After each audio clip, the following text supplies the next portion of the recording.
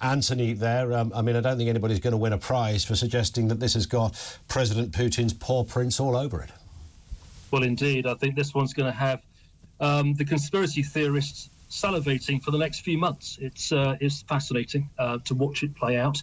I've seen some film this morning, pretty unpalatable, of the aircraft allegedly coming down. Yeah. It comes down vertically. It's clearly a mid-air explosion of some kind, and with a sad loss of life. And I think it does indeed contribute to that pattern of behaviour that we've seen from the Russians for a number of years now. Indeed. Enemies are dispatched in this kind of way. We are used to that, whether it happens in the air over Russia or sitting somewhere in Salisbury. We know that enemies are removed, and that is what he does. Of course, no admission to that, not even a statement from the Kremlin so far, surprisingly.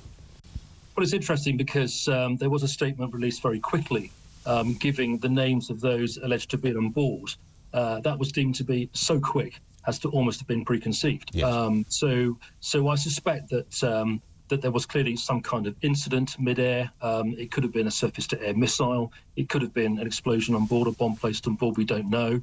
But if you look at the evidence that I've seen so far, fragments through the fuselage, you look at the way in which the aircraft came down, it's film that's readily available on open source. I mean, we can all see it. Yeah. It's pretty grim, and I have to say it is indicative of the fact that, again, the Russian regime has chosen to take out somebody who was deemed to be a threat to the regime. I mean, I suppose supporters of Putin would say, well, hang on a second, you know, this was a guy that had absolute supreme support from Putin. He financed him. Go out there, form your army, do your own thing, whether you're in Syria, Ukraine, wherever it happens to be. You know, you've got my backing. And then, of course, he becomes a turncoat, decides he wants to take over things, or certainly put a firework up the trouser leg of the Kremlin, and turns on Putin. So many Putin supporters, I suppose, James, would look at this and say, well, you know, that's what happens if you meddle with somebody who was once your ally. Yeah, I mean, it's a sign of weakness, of course, that that Putin has done this, if indeed he has. And let's be clear, there's no evidence at all.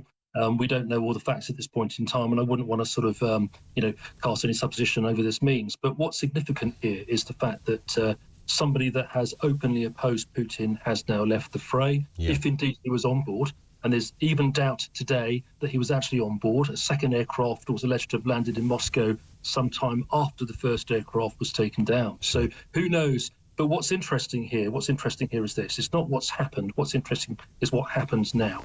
And I've no doubt at all that members of the Wagner group are going to be quite upset at what's happened. Prigozhin was quite popular in his own circles. Sure. I suspect that that rumours of Wagner group leaving Belarus and marching on Moscow probably aren't without foundation. So what concerns me more right now as a politician in the UK is what appears to be increasing instability within Russia at a point in time where we need to defuse the whole conflict in Ukraine, and the Russians need to go home. Yeah, absolutely. And just a final point, and as a military man, what do you make of the wider question of what Putin's aims are these days? I mean, we widely thought, well, this guy would love the USSR back as one. I mean, that's clearly not going to happen. Doesn't stop him wanting that. He clearly wants the power, the sort of vainglorious nature of how this man conducts business, punching well above his weight in many respects. If you look at what Russia is today, its economy and the like, its dominance, etc. But it doesn't stop him. So that the vanity is there, the ego is there, the military might is still there, the nuclear capability, of course, is still there. What does he want long term? Well, that's something for Putin to know and understand. But what's quite clear is that those satellite states, if you can call them that, those former states of the Soviet Union, do not want it to happen. It's quite clear. And the ease with which, the Baltic states and others have sought to join NATO over the last 20, 25 years is pretty clear. And other nations who haven't yet joined NATO want to join NATO. So it's quite clear, in my view, where the loyalties lie. That there is no appetite at all in the West for that to happen. We know that the Cold War's finished.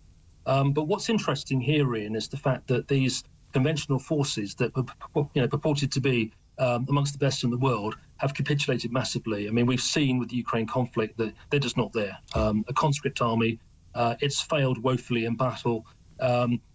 You look at the way in which the Russian authorities are trying to seek to recruit yet more people to join the fray. The Ukrainian forces have proven that actually with the right weaponry and the right training, they're more than a match for the Russian forces. But you know, the nuclear arsenal is still worrying. It is there. It's very powerful. It's very, very strong. But I think you'd have to be a madman to want to deploy any of that, and there's no case for it. So there's no existential threat to Russia whatsoever. This is a threat of Russia's own making, and what Russia needs to do now is accept that it's failed and to withdraw its troops right now from Ukraine. Indeed. James, thank you. James Sunderland, the Conservative MP for Bracknell, colonel in the British Army, with us here